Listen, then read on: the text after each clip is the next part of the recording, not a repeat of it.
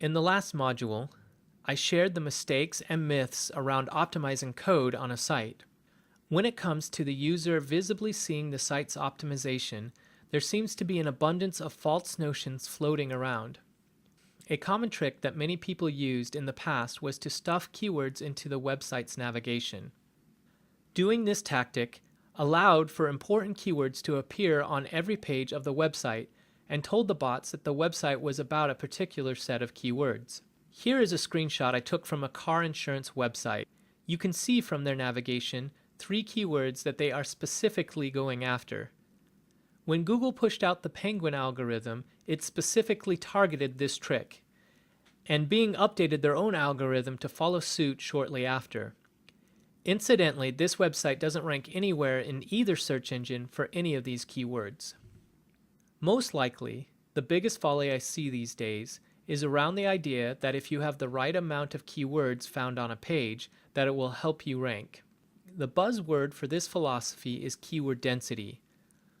Over the years, some bloggers have stated that anywhere from 3% to 7% of a site's content should focus on a main keyword. This type of advice caused for a plethora of tools to be created that analyze keyword density in depth. We will talk about how to utilize your keywords properly in your content, but here's Matt Cutts, the director of Google's web spam team, talking in depth about how there is no way to have a universal keyword density rule in an algorithm. Most advanced SEOers today agree with this notion. Another common but spammy SEO trick is to add an excessive amount of pages to a website. Excessive is defined as adding pages upon pages of content that are low quality. In the past, this actually helped SEOers rank on a multitude of long-tail keywords.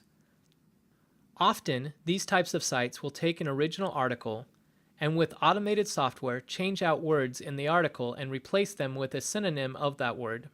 This practice was called article spinning and would generate thousands of supposedly unique pages of content.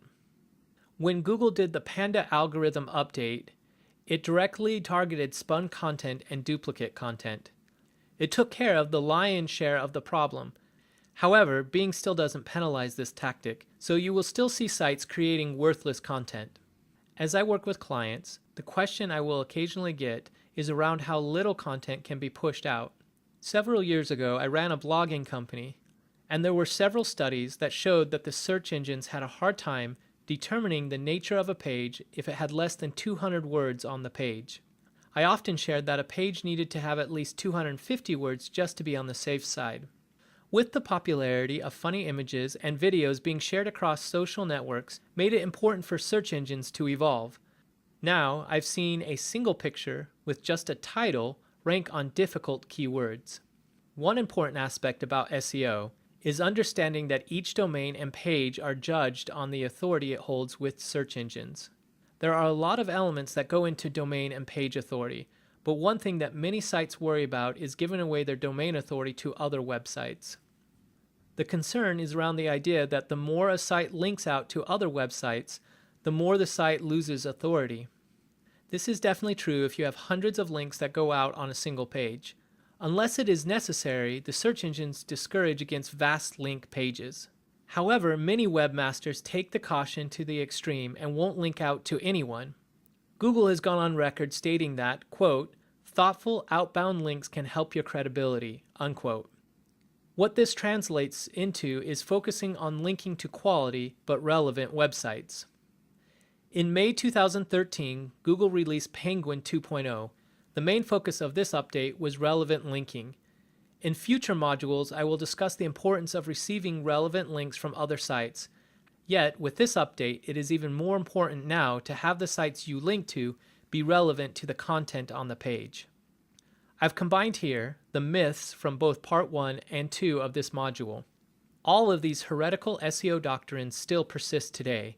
As mentioned in Part 1, it is always important to test anything you hear about SEO, even what I've shared here in these modules. SEO is in a constant state of flux, and even though I have worked hard to provide you sound principles, a year from now, they all may be found on a list similar to this. So the greatest lesson of optimization is to test, and test some more. Keep what works, but throw everything else out.